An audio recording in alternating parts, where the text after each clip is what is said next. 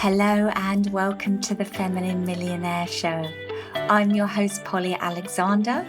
I'm a success coach, healer, creative, and future millionaire. If creating money and success in a spiritual and feminine and joyful way is your goal, this show is for you. Let's all rise together. Hello and welcome to episode 82 of the Feminine Millionaire Show. How to reset yourself in 48 hours. So I'm going to start with a story. It's funny how sometimes the smallest remark can stick with us and have a lasting impact. When we attend a personal development event or go on holiday, sometimes it's not the big presentations or the big events, but the conversation at the bar, the offhand remark, the quick word of advice, or something small and unintentional that lands, impacts, and stays with us. 7 years ago, I was on a mastermind women's retreat in Florence, Italy, with a small group of women. There were about 12 to 14 of us, and our coach and mentor. And I remember her saying, any woman can get back on track in 3 days, or something along those lines. This one small remark reset my expectations about recovery and rest after a busy work period. It wasn't that I took it as gospel, more that the idea buried itself under my skin and I got curious. Was this really true? Could we really reset ourselves in 3 days? Over the following years, I stayed with the concept and I tested it out again and again, and I found that yes, it is true. Now, with a few provisos. You need to be taking good care of yourself on a consistent basis so that you're not completely burned out. So sleep, exercise, healthy eating. If you've just gone through a major life event like loss, bereavement, trauma, divorce, you might need a longer break, like a retreat or a bigger container of time. But generally speaking, I have found a short break to be immensely rejuvenating and powerful in shifting from one state to another. And you get maximum benefit from the first 2 or 3 days and then a reducing return over the subsequent days. So the first few days is the most valuable. So this weekend I went on a solo staycation at my favourite hotel, Six Senses, here in Ibiza. My 48-hour reset was a solo staycation. And I think this is important to mention, especially for those of you with families, that a holiday with a child is not going to get you back on track in 48 hours. It may be many other wonderful things, but in terms of true restoration, I strongly recommend you going solo. We had just wrapped up the Thrive Beautifully annual live event, which was just incredible.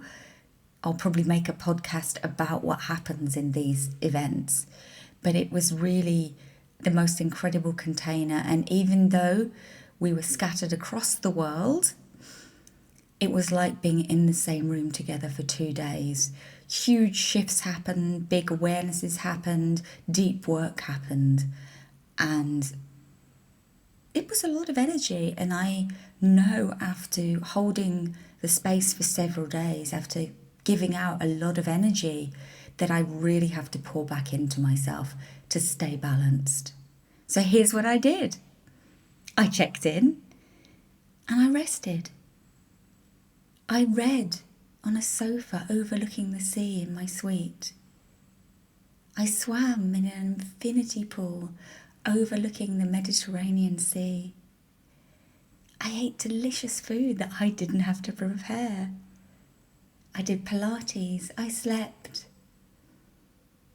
So You can hear I didn't do anything spectacular, but I just allowed myself to be supported and to stop and to rest and to nourish myself with the things that make me feel good.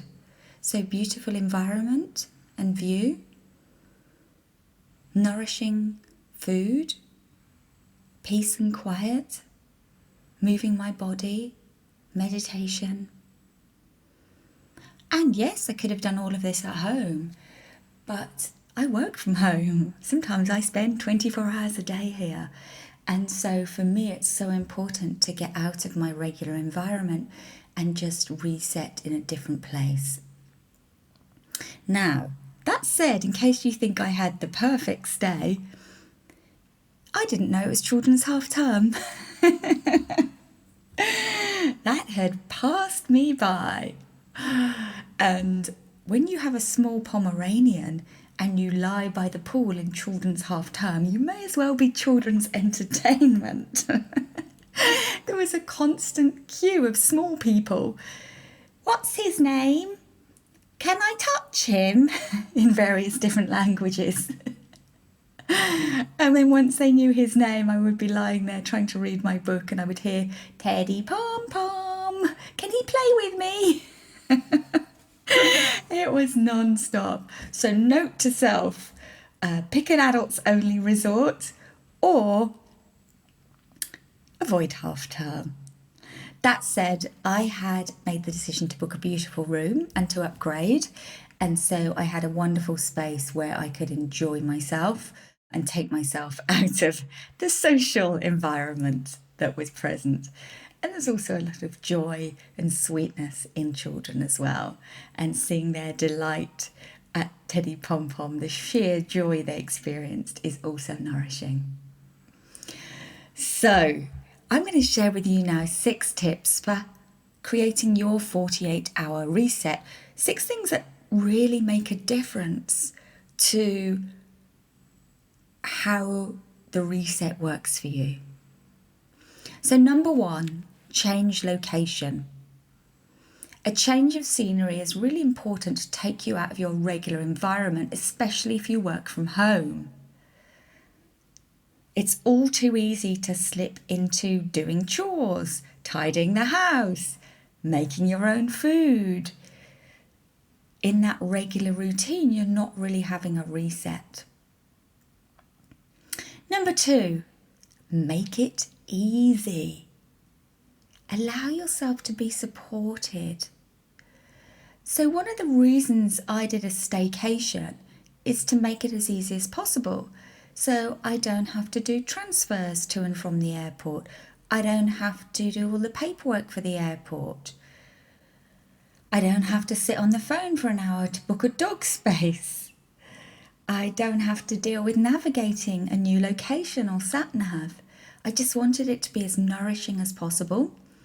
And a staycation, so holidaying where you live, even if it's just down the road. I used to go and stay in London hotels sometimes when I lived in London. But you make it easy when you make it local. And if you go to a hotel, receive the support on offer. As women, we're so good at being independent, at doing it ourselves. And I invite you, when you arrive at the hotel, to be in receiving mode, to consciously choose receiving mode. Be it the valet to park your car, the bellboy to carry your bags to the room service to deliver to you, even printing your documents. One of the things I reminded my Thrive members recently, because some of them were away travelling, calling into the event from wherever they were in the world, I had to remind them that the hotel, the front desk, they can print your documents, they can print your workbook, they can book things for you. Allow yourself to watch a movie in bed if that's what feels good, to have a massage. The reason I like to staycation is not having to fly, not handle airports. A ton of time and energy is invested in just getting to the destination. Okay, tip number 3, reframe the cost. It can be very easy to say, why would I pay for a hotel or a villa or a room when I already have a home here? So instead of the dialogue of how can I spend this much money on myself, change it to I am worthy of deserving in investing in my well-being. Know that this staycation keeps your stress down and your system healthy. And regular short breaks is a saving in the long run. Adopt the belief I am worthy and deserving of what I love and what nourishes me. And remember, one night away gives you 2 days spent at a hotel. I actually only went away for one night, and yet I got to spend 2 days in that beautiful environment. Number 4, plan minimal activities. If you are a type A doer, an action taker like so many of my community, you'll probably be tempted to fill your weekend with activities on offer. Pull back and wait. See how you feel moment to moment. And I did do some things, but I made sure that it truly felt aligned. I did a sunset ritual blessing and a Pilates class and some moving meditation until Teddy Pom Pom decided he was too hot and his panting started disturbing the class and we had to leave. But I skipped the morning walk in favour of an extended and most delicious brunch. Tip number 5 is allow moments to be present. This can be quite challenging. So try to invite in presence for just a few minutes at a time. Just sitting, looking at the view, focusing on your breathing, really noticing your environment. And limiting phone access helps you be more present, and this can be in any way that feels nourishing for you. So it could be phone off all weekend. It could be allowing yourself to catch up with friends on Instagram, poolside or fireside. For me, I actually find it fun to catch up and see what people have been up to on Instagram because I don't have time to do that during the week. Okay, the final tip I have for you for having a 48-hour reset is number 6. Gift yourself what you need, not what you feel you should be doing. So there I was in this fabulous resort. I was 60 seconds walk from this restaurant, but it wasn't what I truly desired. I just didn't feel like getting dressed up and going to the restaurant. So what did I do?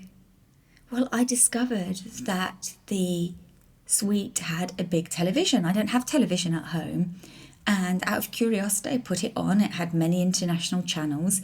And I found that The Voice UK was on.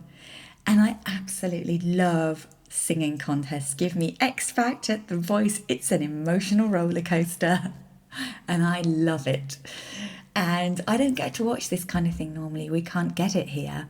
And I don't have a television. So I decided that what I truly desired and what was most restorative to me was to lie in this fabulous bed, watch The Voice and order a vegan room service pizza, which was incredible. Done in a wood-fired oven. It had pumpkin cream. It had fresh herbs on top, came with vegan pesto and mushrooms. It was a true delight. And I can't think of anything that would have nourished me more. So let me recap on those 6 tips for having a 48-hour reset. Number 1, change location. Number 2, make it easy. Allow yourself to be supported. Number 3, reframe the cost.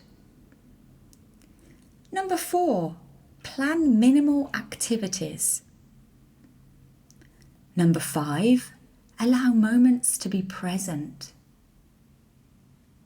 And number 6, Gift yourself what you need, not what you feel you should be doing.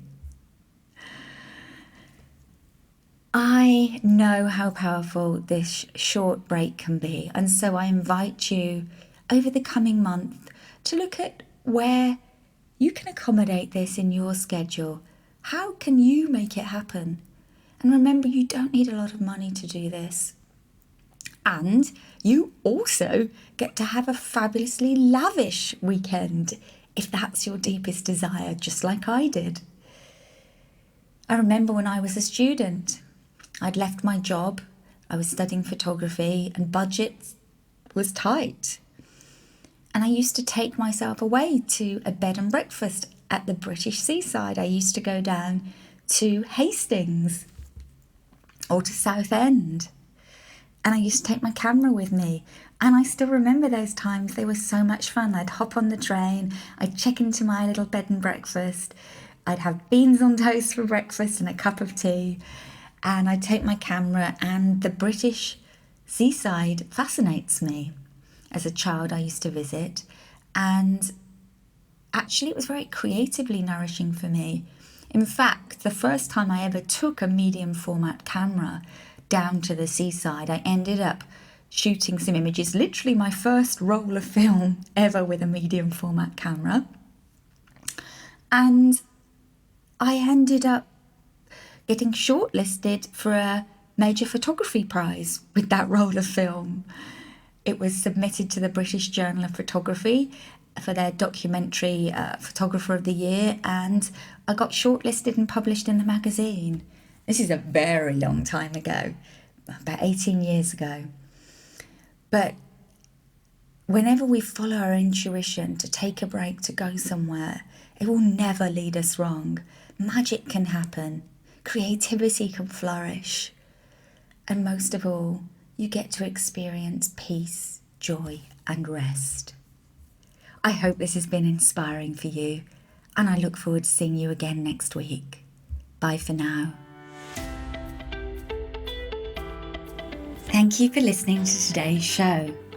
Now, I really value it when you subscribe and leave a review. So this can only be done on iTunes.